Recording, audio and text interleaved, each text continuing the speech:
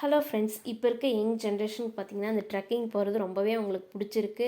Summer vacation கிடைச்சாலும் சரி, இல்லை ஹாலிடேஸ் எது கிடைச்சாலும் சரி, ஃப்ரெண்ட்ஸோடு சேர்ந்து போகிறது ரொம்பவே இன்ட்ரெஸ்ட்டோடு எல்லாம் போயிட்டுருக்காங்க.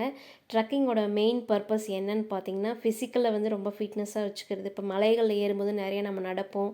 ஸோ அந்த டைமில் நம்ம ஹார்ட்டுக்கு வந்துட்டு ரொம்பவே வந்துட்டு அது வலுப்படுத்துது. அது இல்லாமல் நம்மளோட தசைகள், உடல் தசைகள்லாம் ரொம்பவே ரிலீஃப் ஆகி ரொம்ப ஸ்ட்ராங்காக ஃபிட்டாக ஆகுது.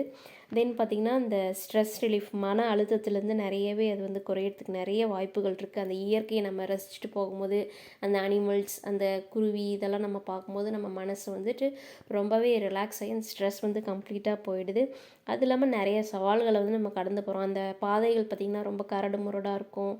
நிறைய சவால்கள் மிக்க பாதைகளை நம்ம கடக்கும்போது நமக்குள்ளே நமக்கு தன்னம்பிக்கை வரும்.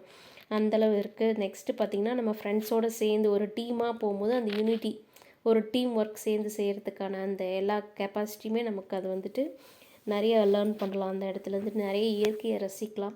ஸோ இதுதான் வந்து ட்ரெக்கிங்கோட மெயின் பர்பஸ். தென் இதில் பெஸ்ட்டு பிளேஸாக பார்த்திங்கன்னா இப்போ நாராயணகிரி மலை அது சொல்லலாம். இது எங்கே இருக்குதுன்னு பார்த்திங்கன்னா அதோட லொக்கேஷன் வந்துட்டு பெங்களூர்லேருந்து பக்கம் ராம்நகர் அங்கே தான் இருக்குது. ராம்நகரில் பார்த்திங்கன்னா நிறைய பிளேஸ் இருக்குது ட்ரெக்கிங்கில். அதில் ஒன்று தான் இந்த நாராயணகிரி மலை. இது எங்கே இருக்குது பார்த்திங்கன்னா ராம்நகர்லேருந்து 20 கிலோமீட்டருக்குள்ளே உள்ள ஒரு வில்லேஜ் இருக்குது, ஜலமங்கலா அப்படிங்கிற வில்லேஜ். அங்கேருந்து தான் ஸ்டார்ட் ஆகுது இந்த மலை. பார்த்திங்கன்னா கடல் மட்டத்துலேருந்து கிட்டத்தட்ட 3800 அடி உயரம் இந்த மலை உச்சி வந்து அமைஞ்சிருக்கு. இந்த மலைக்கு பார்த்திங்கன்னா ஸ்டெப்ஸ் இருக்குது, ஒரு 560 ஸ்டெப்ஸ் இருக்குது. இந்த மலையை நம்ம ஏறும்போது பார்த்திங்கன்னா ஒரு பாதி தூரத்துலேருந்து பார்த்தோம்னாவே நல்ல ஒரு பசுமையான தோற்றம், காட்சிகள் வந்து நம்ம பார்க்கலாம். நிறைய ஏரிகள் இருக்கும், நிறைய கிராமங்கள் இருக்குது, பண்ணை வீடுகள்லாம் நிறையா இருக்குது. பார்க்கவே ரொம்ப அழகாக பசுமையாக சூப்பராக இருக்கும். தென் அங்கே பார்த்திங்கன்னா மஞ்சனபெலே அப்படிங்கிற ஒரு அணை இருக்குது. அதில் நல்ல ஒரு பறந்து விரிந்த நீர்நிலைகளை வந்து நம்ம அழகாக பார்த்து ரசிக்கலாம். அப்புறம் நம்ம மலை உச்சிக்கு போயிட்டு பின்னாடி லக்ஷ்மி நாராயணா கோயில் இருக்குது. ஸோ நம்ம அங்கே தரிசனம் முடிச்சுட்டு அங்கேயே வந்து நிறைய பாறைகள் இருக்குது. அது மேலே நம்ம உட்காந்து ரிலாக்ஸ் ஆகலாம், டைம் ஸ்பெண்ட் பண்ணலாம் நிறைய. தென் சிலர் பேர் என்ன பண்ணுறாங்கன்னா அந்த மலை உச்சிலே சிறிய கூடாரம் வந்துட்டு அமைச்சிக்கிறாங்க. ஸோ ஈவினிங் வரைக்கும் அங்கேயே ஸ்டே பண்ணிவிட்டு அதுக்கப்புறம் கீழே இறங்கி வந்துடுறாங்க. ஸோ இந்த ட்ரெக்கிங் ஸ்டார்ட் ஆகிறதுக்கு 1 கிலோமீட்டருக்கு முன்னாடியே வந்துட்டு நம்ம வண்டிங்களை, வெஹிக்கிள்ஸ் வந்துட்டு நிறுத்திட்டு போகிறது பெஸ்ட்டு. ஏன்னு பார்த்திங்கன்னா அங்கே இருக்க ரோடுங்க வந்துட்டு ரொம்ப கரடு முரடாக இருக்கும். சம்டைம்ஸ் வண்டிங்க பஞ்சர் ஆகிறதுக்கு கூட வாய்ப்பு இருக்குது. ஸோ 1 கிலோமீட்டருக்கு முன்னாடி, அந்த ட்ரெக்கிங் ஏறத்துக்கு 1 கிலோமீட்டருக்கு முன்னாடி நம்ம வண்டி நிறுத்திட்டு போகிறது பெஸ்ட்டு.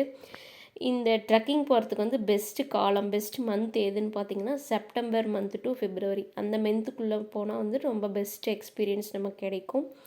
இது இன்னும் லொக்கேஷன் பார்த்திங்கன்னா பெங்களூர் டு அந்த நாராயணகிரி மலை பார்த்திங்கன்னா 75 கிலோமீட்டர், 75 கிலோமீட்டர் இருக்குது. இதுக்கு வந்து பஸ் வசதி கூட இருக்குது. பஸ் இருக்குது, ட்ரெயின் இருக்குது. பெங்களூர் டு ராம்நகர் அங்கே தான் இருக்குது ஸ்டேஷன், அங்கே இருக்குது பஸ் ஸ்டாண்ட் அங்கே இருக்குது.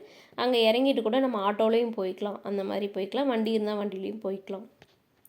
ஸோ இந்த எக்ஸ்பீரியன்ஸ் வந்து ரொம்பவே பெஸ்ட்டாக இருக்குது. நிறைய பேர் வந்துட்டு போயிட்டு தான் இருக்காங்க.